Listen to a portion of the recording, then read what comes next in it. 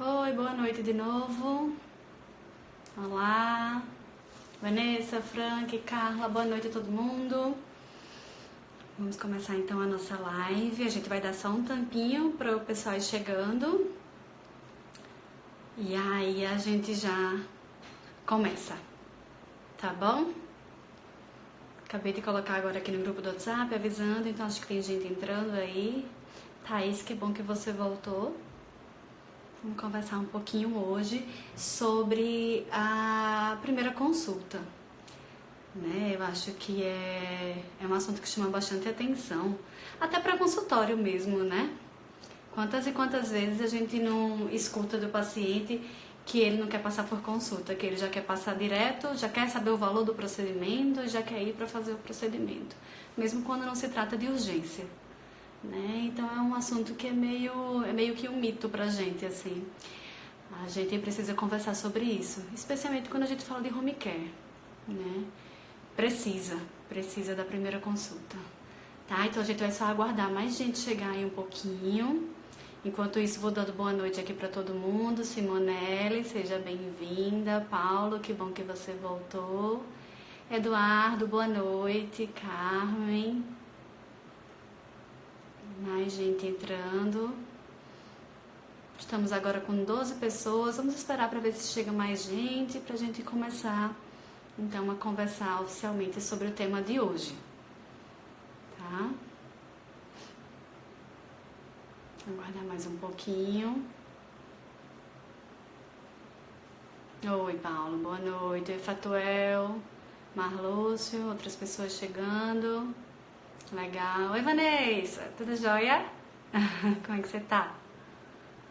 Legal. Luciene. Boa noite. Já a gente começa oficialmente a nossa live. Que bom, Vanessa. Boa noite, professora. Boa noite, Fatuel. Tá chegando mais gente. Marlúcio, boa noite. Muito legal vocês todos aqui. A gente vai ter muita coisa para conversar hoje. A gente vai tentar ser ao mesmo tempo objetivo e acho que hoje a gente tem como fundo musical, vamos dizer assim, os fogos, né? Véspera de eleição. Mas vocês conseguem me ouvir bem, né? Eu tô trancada. Eu acho que os fogos não vão nos atrapalhar, não. Oi, Thaís, que bom que você tá aí. Quanto tempo, menina? Quando é que a gente vai se ver de novo, né? Legal, tá acompanhando aí as postagens da Thaís. Oi, Norminha, um beijo. Galera de Salvador aí, toda em peso. Legal. Ótimo, Marlúcio, que o áudio tá bom. Vez por outra vocês vão ouvir os fogos, né? Porque o momento que a gente tá vivendo agora é esse, né? Mas que bom que tá dando tudo certo. Tá me ouvindo bem? E acho que a gente pode ir começando, né? Vamos conversando aqui devagarzinho, vamos começando e aí vocês vão colocando aí algum tema, alguma coisa que vocês queiram puxar, alguma pergunta, alguma sugestão, alguma colocação mesmo, de repente como vocês trabalham, que pode ser diferente da forma que eu trabalho e que não necessariamente tá certo ou tá errado. Eu acho que não existe muito isso, é a forma como a gente trabalha que dá certo, né?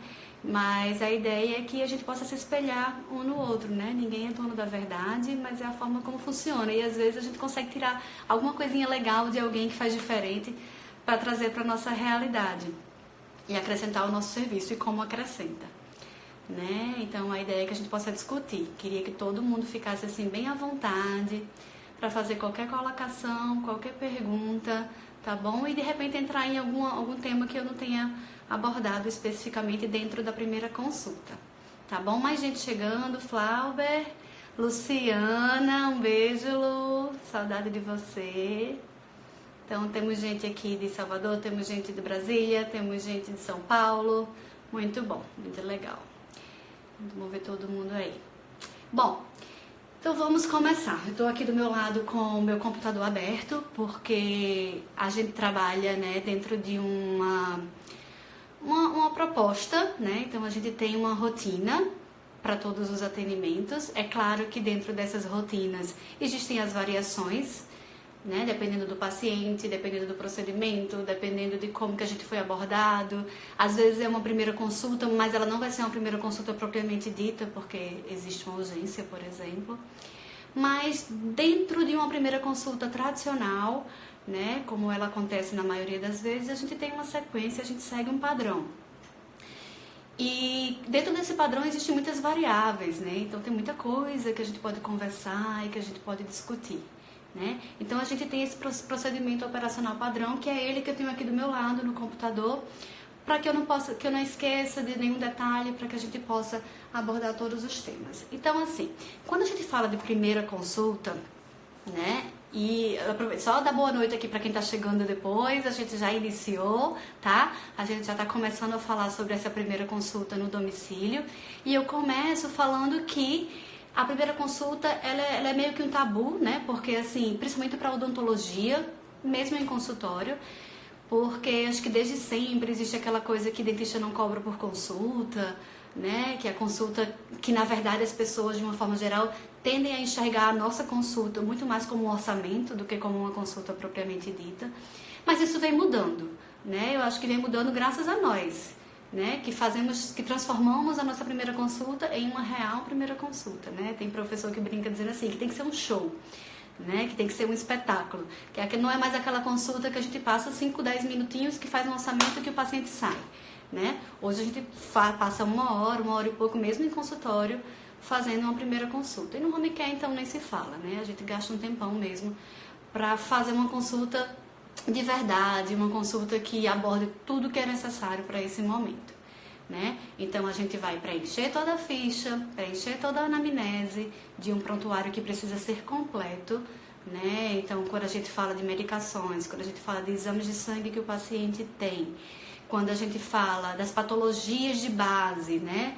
Das patologias decorrentes, o que ele faz para aquelas patologias, se faz fisioterapia, se é um paciente, né, se for hospitalar, se está entubado, se for de domicílio, se é dependente de ventilação mecânica, como que é a alimentação dele, ele se alimenta por boca. Então, tudo isso precisa estar dentro da anamnese. Então, acaba que a nossa anamnese acaba sendo mais demorada, porque a gente precisa entrar em alguns detalhes que em consultório isso não acontece, né? Então a gente faz toda a anamnese. Nessa anamnese a gente já vai entendendo um pouquinho como que é o paciente. Então a gente passa por toda a parte médica, toda a parte sistêmica, para em seguida entrar na parte odontológica. E é engraçado, né? Porque é muito comum o paciente, ele já quer, né? A família já quer dizer o que está acontecendo, qual o problema bucal, que na maioria das vezes não é urgência, mas eles têm um pouco de ansiedade, né, de passar o que é que está acontecendo. Então, a gente ouve, mas a gente precisa voltar um pouquinho para fazer essa anamnese de toda a parte sistêmica do paciente. Entrando na odontologia, entender a queixa principal, né, como é no consultório. Então, a gente precisa focar na queixa principal do paciente ou da família, né. Na maioria das vezes, quando se trata de paciente domiciliar, a queixa é da família.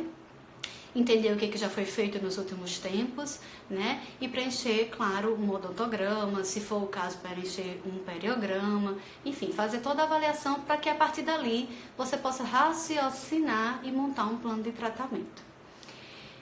Existem alguns profissionais, né? Eu mesma conheço alguns que gostam de fazer esse plano de tratamento em casa, com calma, e depois repassar para a família.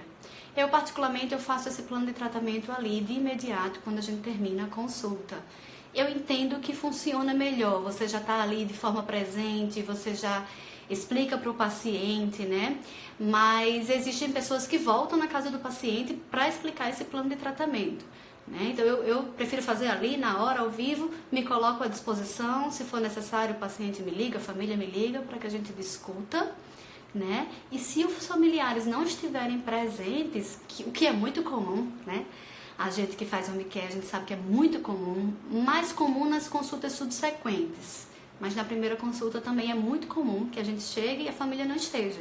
Esteja o cuidador, o técnico de enfermagem, né? Afinal de contas, é uma das vantagens do home care, né? A família poder não parar as suas vidas para que o familiar seja atendido.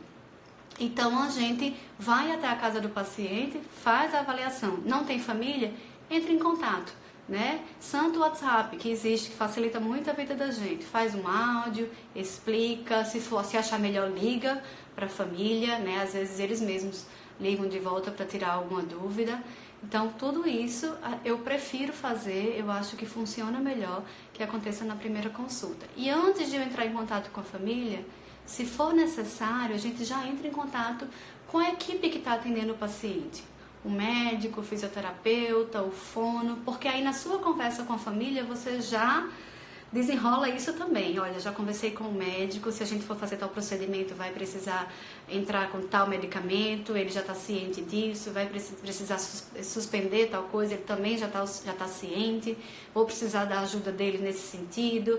Eu conversei com a fisioterapeuta que faz trabalho com ele, né, nos dias alternados comigo, para que ela trabalhe tal coisa, né, e aí a gente já conversa sobre isso com a família. Eu entendo que funciona bastante bem. Bom, e não esquecer da orientação de higiene oral, né? Que a gente que trabalha com pacientes especiais, especialmente os pacientes especiais de home care, a gente sabe o quanto é importante a questão da higiene bucal, né? De orientar algumas vezes o paciente, sim, mas na maioria das vezes o cuidador. E como a gente gasta, entre aspas, tempo com isso, né? Porque na primeira vez que a gente vai, na segunda a gente precisa orientar muitas vezes, até porque é outro cuidador que recebeu as orientações do primeiro, né? Mas que a gente não sabe se foi passada da melhor forma, então a gente tem que estar sempre renovando essas explicações. Eu vou ver aqui a pergunta da Thaís. Você faz profilaxia antes de examinar? Você se refere à profilaxia dentária, não é isso, Thaís? Eu suponho. Como é que funciona, Thaís? Eu faço a orientação de higiene à medida em que eu vou fazendo a própria higiene bucal do paciente. Sim, muitas vezes é necessário fazer a profilaxia. O que é importante é que na hora que você faça o exame do paciente, ele esteja sem biofilme. Isso para consultório também, né? A gente fazer uma avaliação, um odontograma com os dentes cheios de biofilme, a gente não vai fazer um odontograma legal. Então, muitas vezes é necessário sim a profilaxia. Eu e Cecília, no nosso serviço, a gente trabalha muito fazendo a orientação de higiene da forma como ele vai fazer quando a gente não estiver lá. E a forma como o cuidador vai fazer quando a gente não estiver lá é como? Com a escova de dente que ele tem, com a escova interdental que ele tem, né, com o fio dental. Ele não vai fazer a profilaxia profissional, que essa é nossa, né? Então, na maioria das vezes, Thaís, a gente faz a orientação de higiene com a higiene bucal que ele vai fazer, certo? Quando a gente não estiver lá. Com a escova de dente, a gente remove todo o biofilme, porque a gente remove mesmo, né? A profilaxia, ela é mais rápida, né? É uma coisa que só nós podemos usar, mas a gente sabe que se a gente fizer uma escovação como é para ser, né? A gente vai remover todo o biofilme também. Então, já que eu tenho que orientar o cuidador como que ele vai fazer quando eu não estiver lá, então deixa eu já fazer direto e usar a profilaxia em casos bem específicos, quando de repente, por um motivo ou outro, não é viável fazer a orientação, ou porque eu entendo que a profilaxia vai resolver o problema dele porque tem muito biofilme, fazer a profilaxia inicialmente para remover a quantidade maior vai ser importante, mas via de regra não, Thaís, respondendo a sua pergunta, via de regra não, a gente não faz a profilaxia antes do odontograma, mas a gente faz a higiene bucal da forma como ela vai ser feita quando a gente não estiver lá.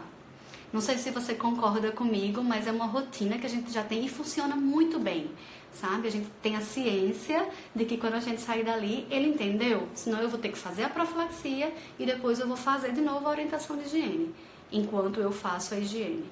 E um problema disso daí também, da gente fazer a profilaxia antes, é que quando eu estiver fazendo a higiene bucal com a escova de dente, eu não tenho mais biofilme para remover. Então, o cuidador, ele não está vendo a coisa acontecendo, sabe? Ele vai ter que acreditar no que você está dizendo. Olha, se eu passar a escova aqui, vai sair o biofilme. Mas ele não está vendo o biofilme saindo, porque você tirou na profilaxia. Tá? Então, realmente, né, Natália? Natália, aí funciona assim. É isso mesmo. Então, via de regra, é dessa forma que a gente faz. Profilaxia dentária, só em casos bem específicos. Normalmente, escovação e higiene bucal, como o cuidador precisa fazer quando a gente não está lá.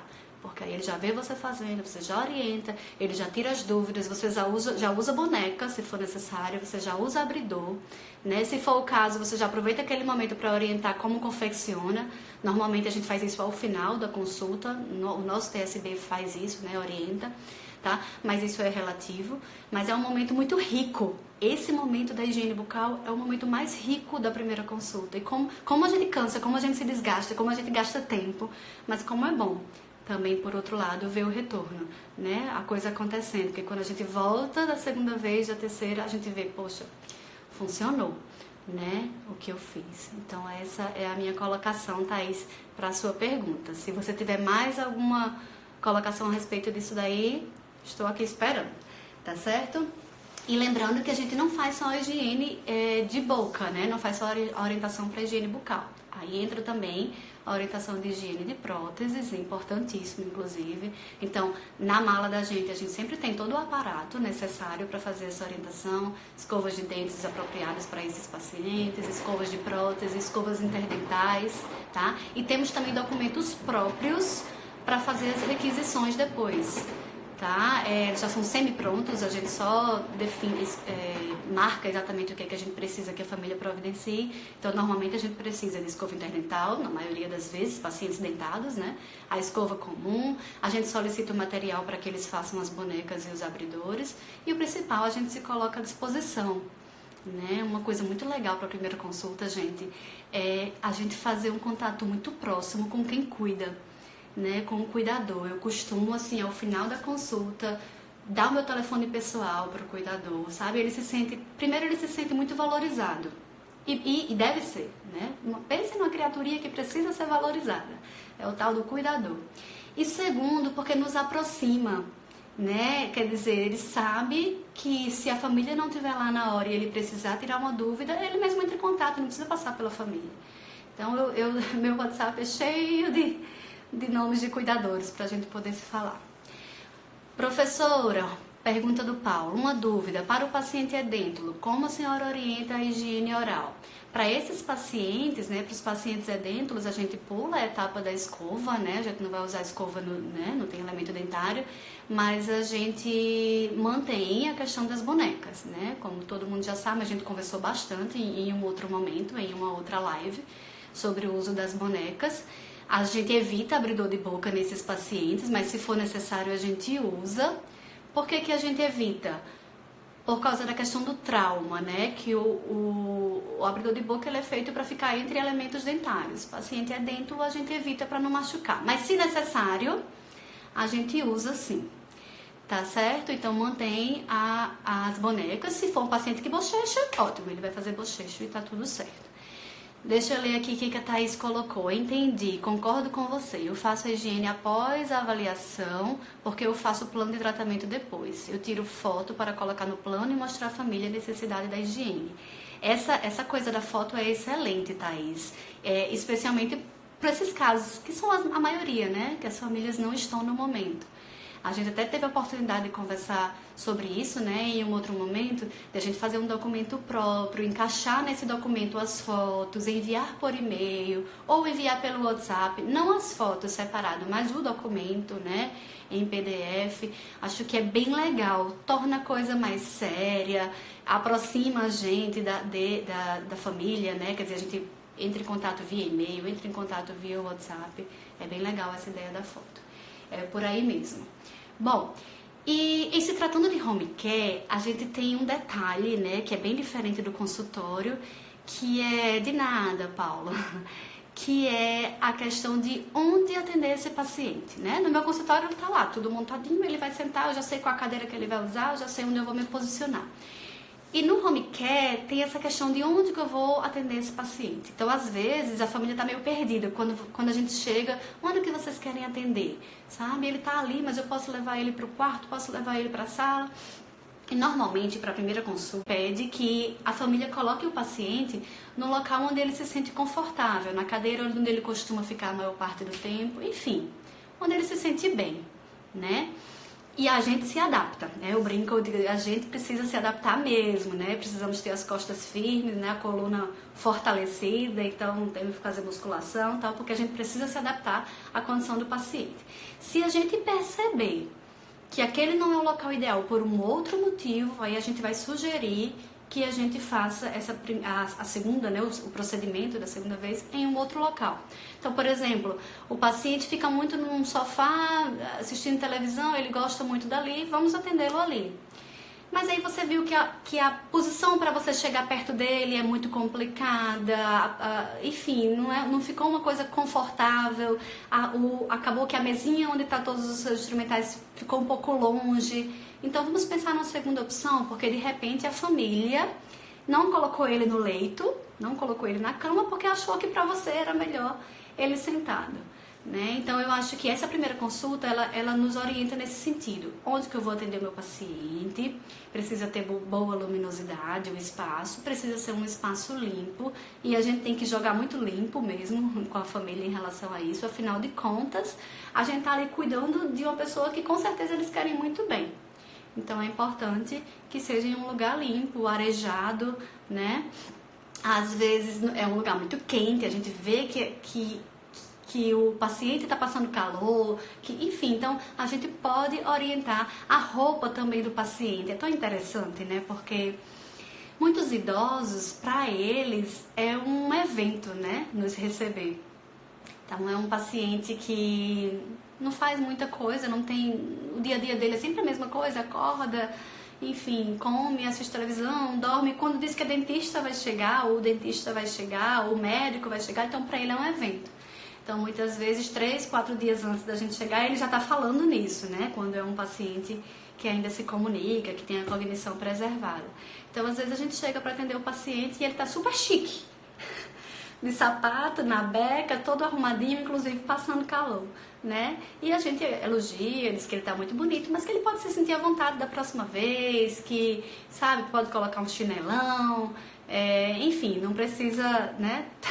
Porque até isso a gente tem que levar em consideração. Então, luminosidade, ventilação, acesso à eletricidade, né? A gente precisa de tomada. É bem verdade que todos os equipos a gente precisa ter uma extensão grande mesmo, porque a gente não sabe o que é que a gente vai encontrar, né? De repente a gente vai precisar ir para um lugar bem longe com a fiação, né? Então, são várias coisas. Então, repetindo, o tamanho para poder a gente ter espaço para colocar nosso equipamento, colocar nossa mesinha com os instrumentais, a limpeza do local, a luminosidade, um lugar com ventilação bom, com ventilação boa, o acesso à eletricidade, a questão da privacidade também, muitas vezes, e o conforto do paciente. Então, se a gente perceber que na primeira consulta existe um outro local que atenda melhor a isso daí, de repente é uma ideia de trocar de local, né? Que legal, gente. Mais gente chegando. Guedes, seja bem-vindo. Guedes, boa noite. Uma outra coisa importante para a gente conversar nesse primeiro momento e para a gente pensar é se esse paciente é realmente um paciente para home care. Será que é realmente? Será que ele não é um paciente que dá para a gente atender no consultório? Né? E olha que eu não faço mais consultório, é raríssimo, né? Cecília, minha sócia, é quem faz, e nesses casos a gente leva para o consultório mesmo, porque às vezes a família acha que é inviável e quando a gente começa a atender, a gente vê que não, né? Aí a gente pode sugerir, poxa, é bem menos oneroso para a família, é viável, vamos fazer uma tentativa, por que não levar para consultório? E, por outro lado, será que esse paciente é para home care? Será que esse paciente não é para centro cirúrgico? Não é verdade? Tem esse outro lado também. O que ocorre é que é muito comum, mas muito comum mesmo, as famílias, quando elas entram em contato com a gente, elas já vão dizendo que é caso para centro cirúrgico. Tipo, ó, você vai vir aqui avaliar, mas você vai ver, é centro cirúrgico. E eu não tenho dúvidas em dizer que 99,9% das vezes a gente faz em domicílio e resolve e dá tudo certo, né? É muito difícil a gente levar para centro cirúrgico, né? Aí Natália já concordando comigo, aí já aconteceu comigo isso, Diana. Pois é, é muito difícil a gente levar para centro cirúrgico. É mais fácil ser o contrário, né? A gente acabar fazendo em domicílio um paciente que a gente achava que de início era centro cirúrgico. Então, na maioria das vezes a gente resolve em domicílio.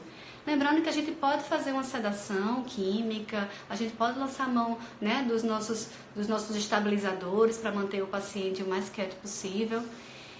Indicamos consultório principalmente para o idoso sair de casa, para o próprio idoso sair de casa. Às vezes é importante para ele, não é, Natália? Às vezes é importante que ele saia de casa também.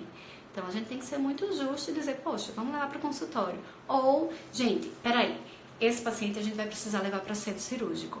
E não é só o paciente quem dita, né? Quem vai fazer com que a gente defina se é consultório, se é home care, se é de repente hospital. Às vezes é o procedimento. Né? Então, as duas coisas juntas a gente precisa levar em consideração e colocar na balança. Né? Tem paciente que é muito agitado, mas que a gente faz em domicílio uma restauração, que a gente faz em domicílio uma raspagem, mas que de repente a exodontia realmente precisa ser em hospital. Né? Na hora de avaliar, a gente fala, poxa, não, a exodontia precisa ser em hospital. A sedação química que a gente consegue dele, a mesma estabilização não são suficientes para eu manter a ideia de fazer em domicílio. Então, a gente precisa levar em consideração essas duas possibilidades. E isso a gente avalia já na primeira consulta. É claro que pode acontecer, na primeira consulta eu definir que é domicílio e nas consultas seguintes, né, a gente chegar à conclusão que não é para domicílio, que precisa levar para o hospital. Mas isso é bem raro, né?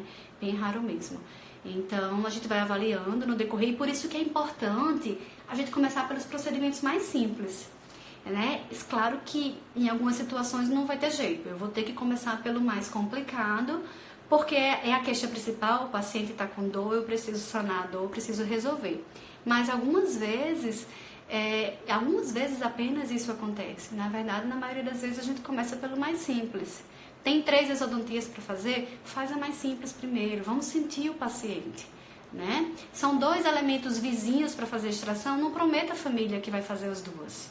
Tá? Fala que você vai fazer uma e que se você vir que é viável, foi rápido, foi um procedimento tranquilo, de repente você faz até a segunda, né? Se não tiver nenhuma outra contraindicação.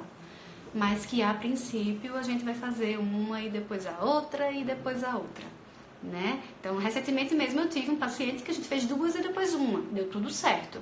Mas quando eu fiz 2, eu disse que eu ia fazer uma. E acabou dando certo fazer as 2, o que foi ótimo, né? Inclusive foi paciente que precisou fazer alteração de medicação, então é excelente que quando a gente pode otimizar, né? Fazer mais rápido, é bom para o paciente, é bom para todo mundo, né? Muito bem, então pulando essa parte de se é paciente para home care, se é procedimento para home care, né? Não sei se alguém tem alguma colocação mais a fazer, a Thaís ainda tá aí, Natália, alguém mais quiser fazer alguma pergunta, Paulo, vou aguardar um pouquinho, porque aí agora a gente muda um pouquinho de assunto, não de assunto exatamente, mas de tema dentro da consulta inicial, que é a questão da comunicação, né? Comunicação em equipe. Como assim?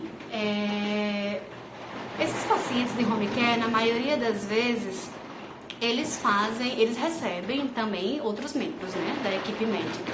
Então, toda hora tá chegando médico na casa do paciente, toda hora tá chegando fisioterapeuta, tá chegando fono e tá chegando dentista também. Então, é bastante comum a gente se encontrar com eles, né? Quando a gente se encontra é muito bom, é muito rico, é sempre um momento muito rico, porque a gente discute ao vivo, a gente conversa, a família já tá ali junto, já opina, né? Mas no nosso prontuário a gente precisa ter um local para colocar os nomes e os contatos dos profissionais que acompanham aquele paciente, né? E se for o caso, entrar em contato já na primeira consulta. Lembra que eu falei que quando a gente entra em contato com a família no final da consulta, para passar o que foi feito, para passar as orientações, para passar plano de tratamento, é bom que a gente já tenha feito esse contato. Às vezes a gente não consegue, né? Porque a gente liga, a pessoa não está podendo atender, e aí, enfim, o tempo passa, e aí a gente fica esperando, passa um WhatsApp, fica esperando que a pessoa retorne. Quando a pessoa retornar, a gente entra em contato com a família para dizer o que ficou decidido, né? Nesse ponto, o WhatsApp nos ajuda muito, né? Porque a pessoa responde quando pode, tá bom? Mas assim, vamos priorizar essa questão da comunicação, né, gente? Eu como professora, né, de graduação, assim, eu sempre falo, gente, a forma como a gente conversa, a forma como a gente fala, diz muito da gente, né? Então, assim, eu entrar em contato com o médico para dizer para ele assim, doutor, eu estou atendendo um paciente seu, eu queria fazer tal procedimento, o senhor autoriza? É uma coisa muito básica, é uma coisa que mostra até uma certa vontade de passar a responsabilidade para o outro, né? Então, quando a gente entrar em contato com os nossos colegas de equipe, vamos entrar de uma forma diferente.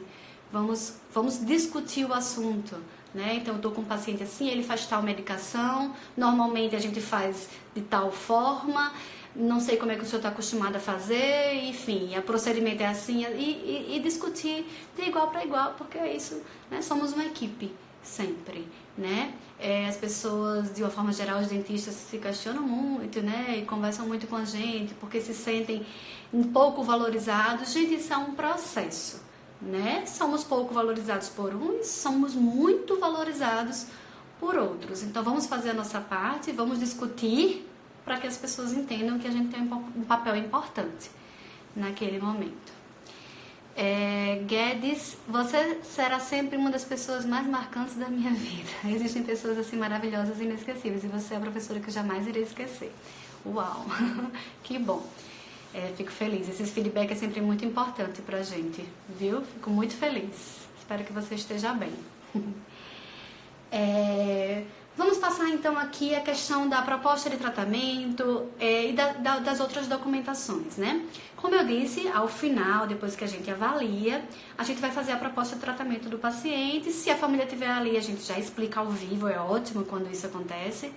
Ou a gente vai entrar em contato, como eu disse, por telefone, pelo WhatsApp, para passar toda a proposta. Mas esse não é o único documento que a gente precisa formalizar e fazer com que a família conheça.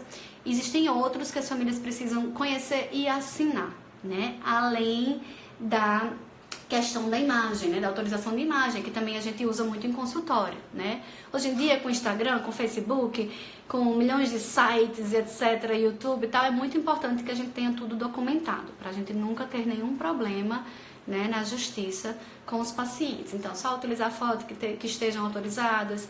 Enfim, então a autorização de imagens é um dos principais documentos, mas a gente tem outros documentos que nos fortalece, que nos protege em relação a qualquer problema que a gente venha a ter. Por exemplo, a questão da exodontia. Exodontia em domicílio a gente faz, e como a gente faz? Mas existem algumas situações que quem faz exodontia em home care talvez concorde comigo. Você fala assim, é viável, dá pra fazer. O meu motor é muito bom, né? A gente tem um torque excelente, mas o nosso sugador não é essas belezas todas, né? E eu suponho que vai dar tudo certo e vai dar tudo tranquilo. Meu paciente é um paciente muito frágil, mas eu acho que vai dar certo. E de repente, no meio da cirurgia, você sente que a cirurgia é maior do que o que você imaginava, que a osteotomia ela vai se prolongar um pouco, e aquele paciente super frágil, super, sabe, aquela coisa pequenininha que tá ali na cama, uma coisinha pouquinha. Será que eu devo continuar? Será que essa cirurgia não vai causar mais transtorno para ele do que eu manter o dente? Né? Quantos pacientes de home care, depois que fazem a cirurgia, passam assim horas e horas descansando, dormindo, parece que foram para uma balada, assim, é muito cansativo para eles, sim. Então, em algumas situações, de repente, uma exodontia pode se transformar, por exemplo, em um curativo, em um sepultamento de raiz, não é? A gente não sabe, então é importante que isso esteja documentado. Eu confesso que em 11 anos, né, tá fazendo 11 anos agora, isso aconteceu isso comigo uma vez. Era a bisavó de uma colega dentista, então era uma senhorinha já bem velhinha, na época ela tinha 94 anos, e a dentista, né, que era minha colega, estava na hora do procedimento, e quando eu falei isso pra ela, ela falou, não, deixa, não vamos adiante não. Né? Eu já tinha feito 2 extrações dela, tinham sido tranquilas, mas essa vamos deixar, porque eu vi que ia ser uma coisa maior, então é bom que a gente esteja, porque depois a gente não tem que dizer à família que não foi possível, o que você achou interessante não fazer, porque você tinha colocado no plano de tratamento que iria ser feita uma cirurgia. Thaís, os demais profissionais gostam muito quando entramos em contato, principalmente os médicos. percebo uma certa surpresa pelo contato, porém sempre há um feedback positivo. E assim nos valorizamos. É bem isso, Thaís. E eu tenho certeza que a forma como você se comunica faz com que você tenha esse feedback positivo, né? Não é só se comunicar, é saber se comunicar. É muito importante isso daí. Deixa eu ouvir aqui os cuidados paliativos da Paraíba. Vocês trabalham com pacientes em princípio ativo de morte, última fase dos cuidados paliativos? Olha, não é o mais comum pra gente, tá? Não é a nossa rotina. Eu acredito que vocês trabalhem muito, né? Porque é o foco de vocês. Não é a nossa rotina.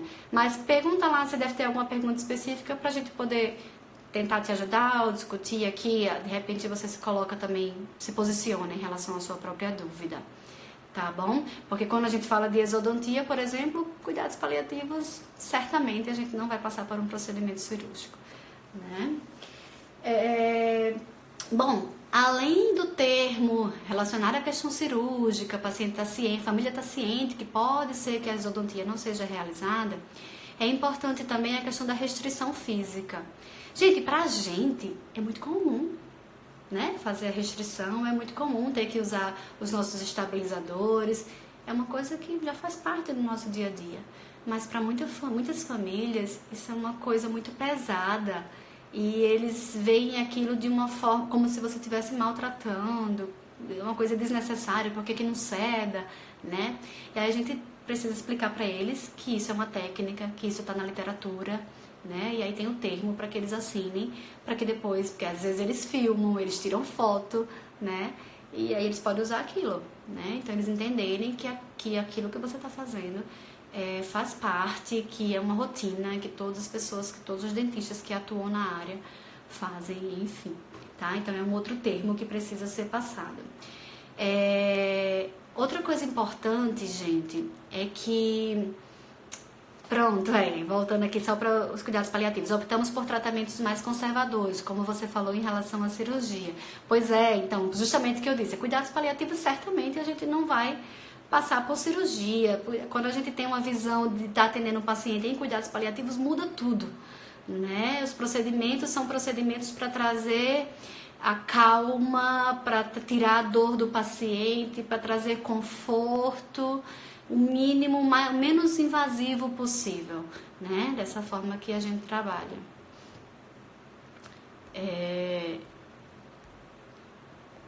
A Almi está escrevendo aqui, Almi, eu só estou recebendo assim, Diana, tem várias situações que a exodontia é realizada em... E aí eu fico esperando você continuar a digitação, tá bom? Prazer ter você aqui, viu, Almi? Muito legal. Bom, em relação aos procedimentos cirúrgicos ainda e de prótese também, na verdade todos os procedimentos de uma forma geral, vem a questão da radiografia, né? Do raio-x. A gente não faz radiografia, né? Já foi motivo de bastante discussão e a gente sabe que de fato a gente entende que de uma forma geral não é viável, não é possível se fazer a radiografia em domicílio. E aí a família precisa entender que muitas vezes a gente vai ter que lidar com essa limitação de atender o paciente, de fazer o plano de tratamento sem a radiografia. Então é outro documento que ele precisa assinar. Ou assumindo que vai levar o paciente para fazer a radiografia no local adequado, ou assumindo os possíveis riscos de precisar de outros procedimentos depois, ou de mudar o plano de tratamento no decorrer dos nossos procedimentos. Tá certo? Então esses são os termos que são necessários. E aí, gente, a gente entender também quando que a radiografia é realmente necessária e quando que ela é dispensável, né? Na verdade, se a gente pensar em toda situação, a radiografia é sempre bem-vinda, mas existem algumas situações que elas são indispensáveis, né? E como lidar com isso, né? Será que é o caso de a gente realmente fazer em domicílio, nesse caso em específico, uma radiografia? Será que é o caso de conversar com a família para, nesse caso em específico, a família levar? E aí tem aqueles transportes, né? Os carros para fazer transporte de paciente, cadeirante, paciente acamado, ou vai de ambulância, se for o caso, e a gente avaliar essas condições. Alguma colocação, gente? Alguma pergunta? Uma coisa que a gente vem passando, assim, que é legal falar, não só para a primeira consulta, mas na primeira porque a gente ainda não sabe o que vai encontrar. A gente está vivendo uma época de muita violência, né? De uma forma geral, no país todo. Aqui no nosso estado está uma coisa realmente muito, muito difícil. Todos os dias são muitas notícias, né? Ruins. E aí a gente se preocupa um pouco de onde estacionar. Na maioria das vezes a gente consegue colocar o carro para dentro da casa da família, para dentro do condomínio, mas às vezes isso não é possível, né? Além disso, tem a questão de como você levar a mala mesmo do seu carro, o seu equipamento do seu carro, até a cama do paciente, até o quarto do paciente. Às vezes precisa subir a escada, às vezes não tem quem ajude, é você e o seu auxiliar. Então são às vezes alguns perrengues que a gente passa, né? Eu particularmente, quando eu vejo que não tem como entrar com o carro, não tem como estacionar muito perto, eu paro em frente, hospitais, por exemplo, paro em frente, meu auxiliar desce com todo o aparato, inclusive com minha bolsa, né? Eu me sinto mais segura dessa forma e eu vou estacionar e venho a pé. Quando termino, eu faço a mesma coisa, eu vou buscar o carro e venho buscar ele. Às vezes a gente dá uma volta a mais, demora um pouquinho mais, mas a gente precisa passar por isso, né? Outra coisa, gente, enquanto vocês vão pensando aí nas perguntas e nas dúvidas, ou até mesmo nas colocações, é importante que a pessoa que vai atender o telefone, a pessoa que vai conversar com o familiar pela primeira vez para fazer o agendamento, precisa ser uma pessoa, vamos dizer assim, desenrolada, né? Que primeiro que tenha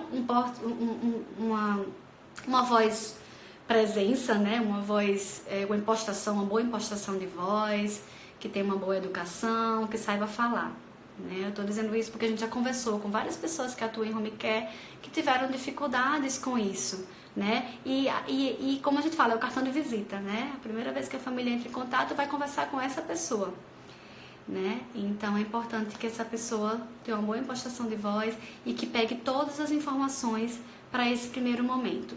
Vou só ler aqui o que o Almir falou, para a gente dar continuidade. Diana, tem várias situações que a exodotia é realizada em cuidados paliativos, inclusive na fase final de vida. Prazer é meu, está muito bom. Sim, perfeito. Eu acredito, Almir, que você faz bastante, né? Paliativo. A gente faz bem menos.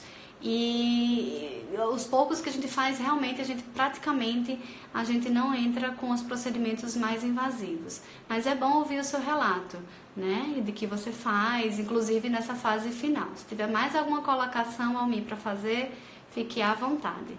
Tá, joia?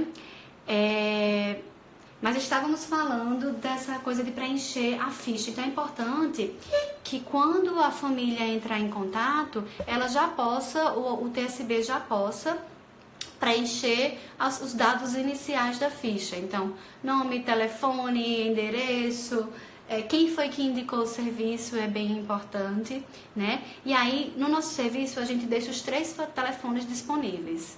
O telefone do serviço, propriamente dito, que é um telefone celular, mas que fica na nossa clínica, que também, né, obviamente tem o WhatsApp, e os 2 telefones, né, os das dentistas, o meu e o de Cecília. A marcação, normalmente, quem faz é o nosso TSB, ligando para o número da clínica. E aí, eu e Cecília, a gente recebe muito telefonema para tirar dúvida. Às vezes, a família está muito angustiada e quer dividir um pouquinho, ou quer passar, não vai estar no dia da consulta, quer passar alguma orientação, quer discutir alguma coisa antes da gente ir. E aí a gente recebe, conversa e tal. A gente também pode fazer marcação. Eu não sei como que vocês trabalham essa questão da marcação no serviço, né, de quem já trabalha com home care, mas a gente faz a marcação por aplicativo. Então o aplicativo está nos 3 telefones, qualquer um de nós pode fazer a marcação e o outro vai ter acesso depois, né? A gente tem dias fixos para atender esses pacientes do home care, tem horários fixos. E quando há necessidade de fazer o atendimento a um outro paciente que de repente só pode em um dia que não é da nossa marcação, a gente sempre tenta agilizar para que seja feito o mais rápido possível. Mas é bem verdade, né, gente? Eu acho que vocês concordam comigo que é muito comum o paciente, né, a família, quando entra em contato, dizer se tratar de uma urgência E na maioria das vezes, mas na maioria mesmo, não é. Claro que tem os abscessos, né? Tem aquelas odontalgias importantes, mas às vezes é um sangramento gengival, uma gengivite que já vem de um tempo, que dá para esperar até amanhã, só que a gente não sabe, né? Então a gente, quando a família fala que é urgente, a gente trata aquilo com urgência e tenta atender a família o mais rápido possível. Tá certo? Bom, tem outras coisas que a gente poderia conversar hoje, né? Acho que é um mundo esse momento da primeira consulta, mas eu vou deixar para um outro momento, pra gente não se esticar muito, né? Não ficar aqui durante muito tempo falando numa live. Eu queria saber se tem alguém mais que queria fazer algum comentário, né? Todos são muito bem-vindos, tá? Como eu disse, é um momento de discussão mesmo, de colocações, né? Que às vezes a realidade de um não é a realidade de outro. Mas queria deixar vocês bem à vontade para fazer perguntas. Cuidados paliativos, muito esclarecedor. Legal, que bom, que bom. Vocês podiam fazer também umas lives, né? Só sobre cuidados paliativos, pra gente aprender também com vocês. Ia ser muito legal. O que vocês acham? De nada, Vanessa. Legal, obrigada a você, viu? Alguém mais? Algum comentário, gente?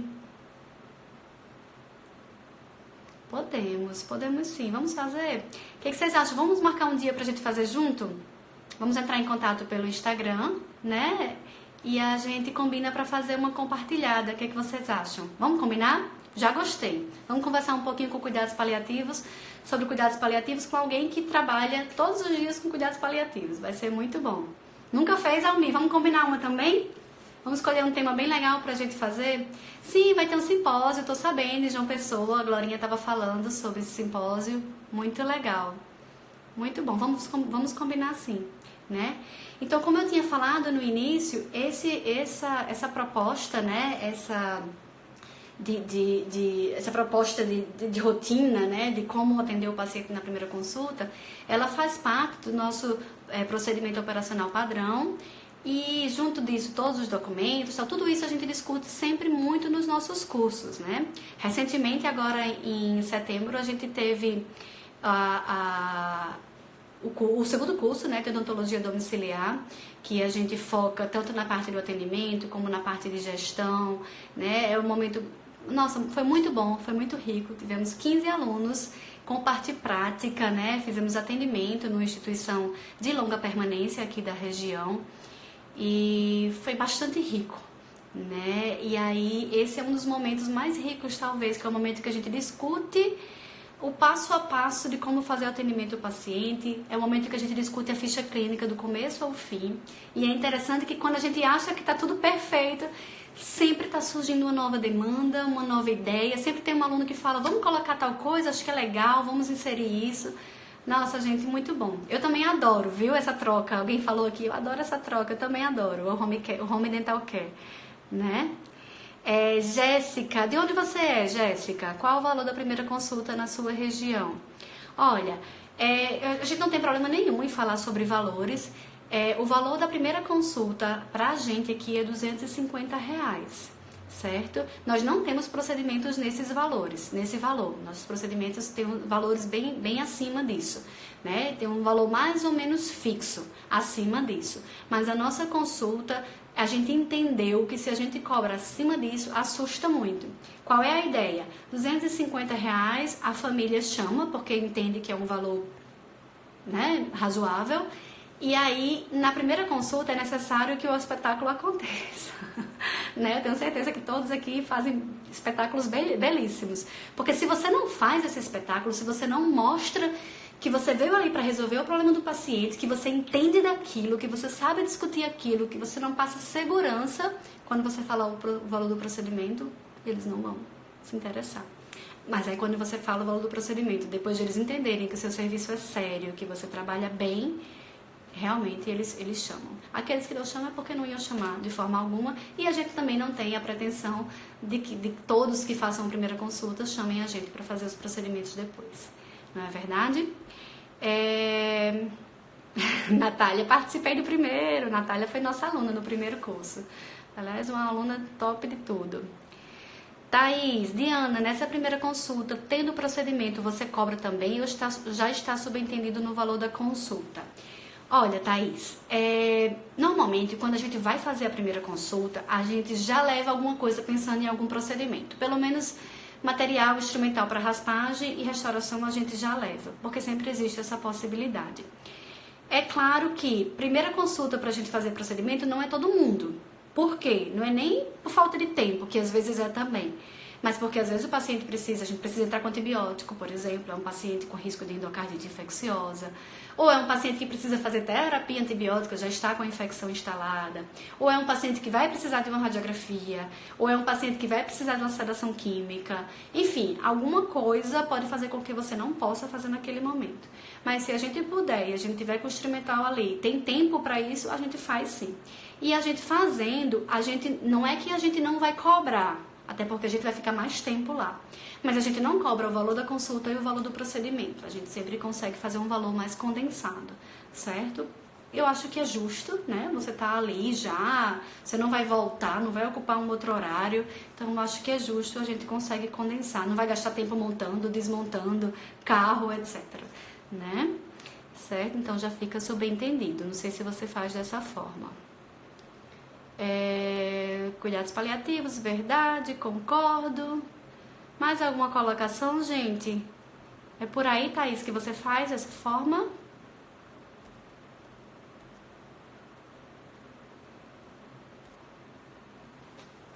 E aí, gente, mais alguma colocação? Devia aparecer aqui quando tem alguém digitando, pra gente saber que, né? Serei aluna do próximo curso. Legal, Thaís. A gente já está lançando, na verdade já está no sistema, mas eu acredito que para fazer inscrição, talvez só daqui a uns 2 dias, a gente já está com 2 cursos programados para o próximo ano. A gente vai ter um curso em março, se eu não me engano, 20, 21, 22, 21, 22, 23, alguma coisinha assim de março, em São Paulo, tá? E o outro curso aqui em Natal vai ser em maio. E agora, 16, 17 e 18, se eu não me engano, né? De maio aqui em Natal. Então a gente já tá com esses 2 cursos prontinhos. A gente já montou o cronograma, já arrumou tudo. E como eu disse, já tá na internet também, já tá lá no nosso site. A gente vai começar a divulgar. E aí, espero encontrar você lá. Cuidados paliativos também. Nossa, como vai ser bom se vocês forem. Vai ser muito legal. Nesse último curso, a gente recebeu aqui 3 colegas de Recife, do CEOD, né? Serviço de Odontologia Hospitalar e Domiciliar. 3 pessoas top de tudo, né?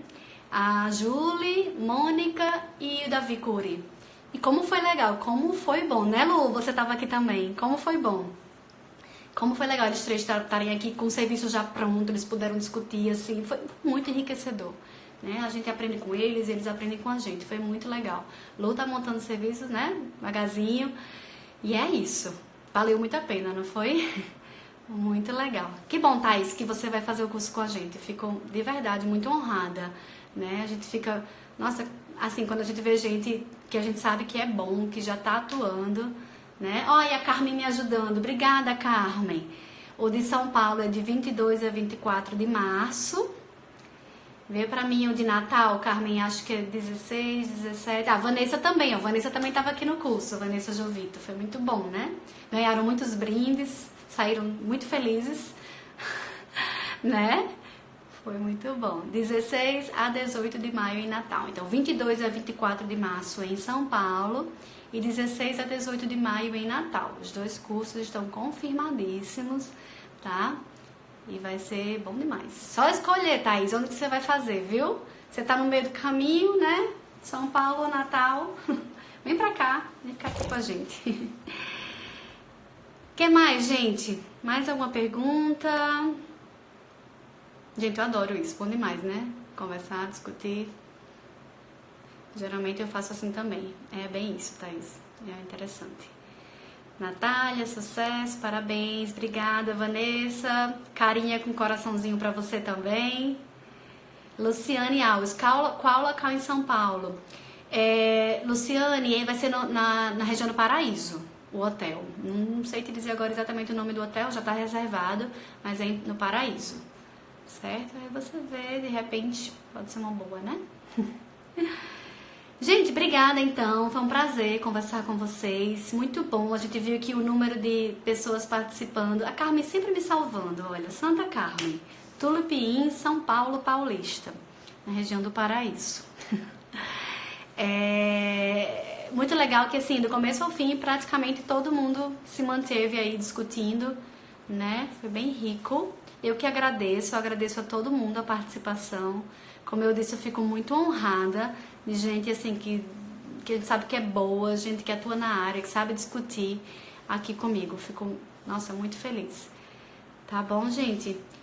Um abraço para todo mundo, uma boa noite, bons sonhos e vamos voltar com consciência domingo, né não? Fiquem com Deus. Tchau, tchau.